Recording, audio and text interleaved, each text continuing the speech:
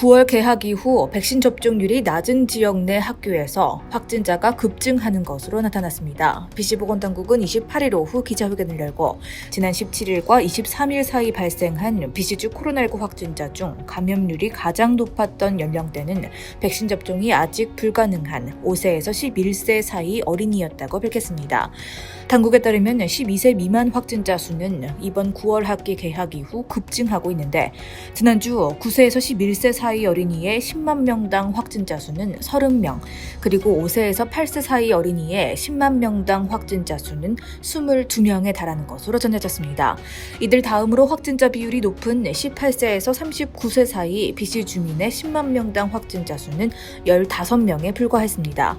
특히 북부 보건지역과 인테리어 보건지역을 비롯한 백신 접종률이 유난히 낮은 지역에서 12세 미만 어린이의 확진 사례가 늘어가고 있고, 그에 비해 백신 접종률이 BC주 평균보다 높은 밴쿠버 코스탈 보건지역과 아일랜드 보건지역 내 학교에서는 상대적으로 확진자가 적게 발생하는 것으로 확인됐습니다.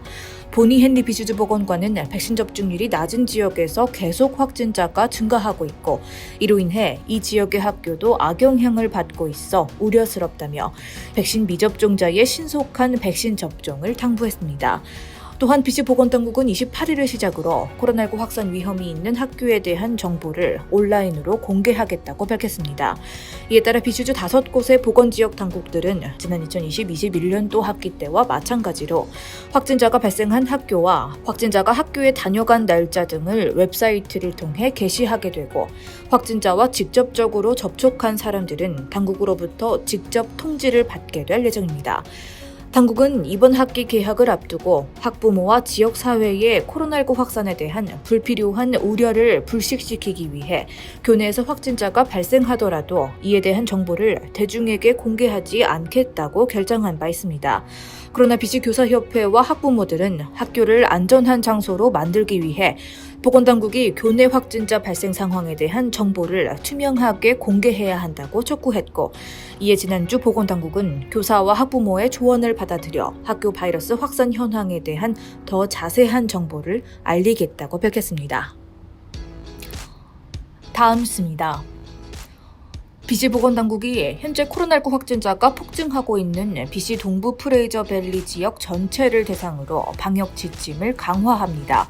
보건당국은 28일 오후 긴급 기자회견을 열고 동부 프레이저밸리 지역에서 코로나19 확진 사례가 급증함에 따라 코로나19 및 백신카드 관련 추가 규제를 시행하기로 했다고 밝혔습니다. 발표에 따르면 영향을 받는 지역구는 칠리와 코프, 미션 해리슨 핫스프링, 아가시스, 아부츠포드 등 6곳입니다. 이번 추가 규제에 따라 실내 개인 모임은 한 가구 또는 5명의 게스트로 제한되고, 야외 모임도 모든 사람이 백신 접종을 완료하지 않는 한 10명으로 제한됩니다. 또 웨딩이나 컨퍼런스와 같은 대규모 행사의 경우에도 최대 인원은 실내 10명, 야외 50명으로 통제되고, 야외 성인 스포츠도 10명으로 참가자가 제한됩니다. 단 두 경우 참가자 전원이 2차까지 백신을 맞았을 때에는 수용 제한 인원이 확대될 수 있습니다. 아울러 백신카드 제도의 경우 프레저밸리 지역에 있는 사람들은 이날부터 2차까지 백신 접종을 완료한 후 BC 백신카드로 증명해야만 공공서비스를 이용할 수 있습니다. BC주의 나머지 지역들은 기존대로 오는 10월 24일까지는 1차 접종 상태만 증명하면 되지만 프레저밸리 지역 방문자들에게는 해당 규제가 적용됩니다. 앞으로 프레이저밸리 지역에서 백신카드 증명이 필요한 공공장소에는 실내 입장 스포츠 행사, 실내 콘서트, 영화관, 레스토랑, 카지노 등이 포함됩니다. 헨리 보건관에 따르면 특히 아가시즈와 핫스프링 지역은 코로나19 확산으로 가장 문제가 심각한 지역 중 하나로 밝혀졌습니다. 최신 지역별 분포에 따르면 이 지역은 매일 인구 10만 명당 평균 50명의 신규 발병률을 보이고 있으며 BC주에서 6번째로 높은 전파율을 보이고 있습니다.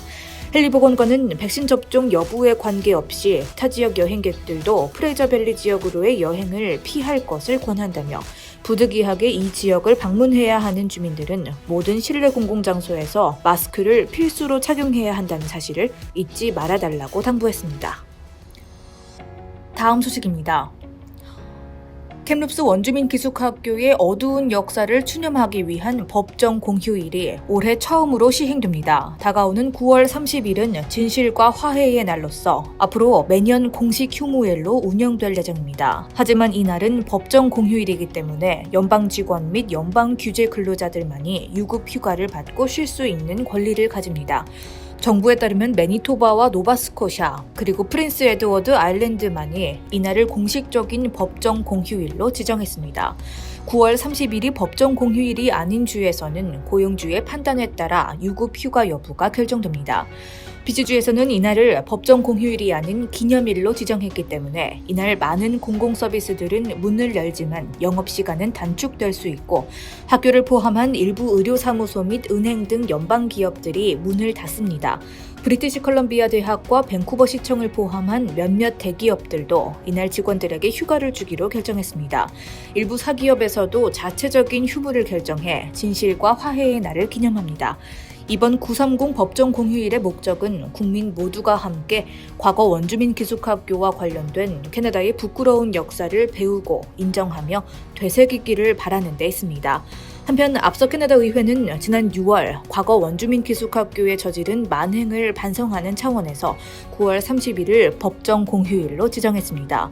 이 법안은 지난 5월 28일 원주민 아이들의 기숙학교로 사용됐던 건물 부지에서 215구의 어린이 유해가 발견되자 일주일 만에 상하원을 신속히 통과했습니다.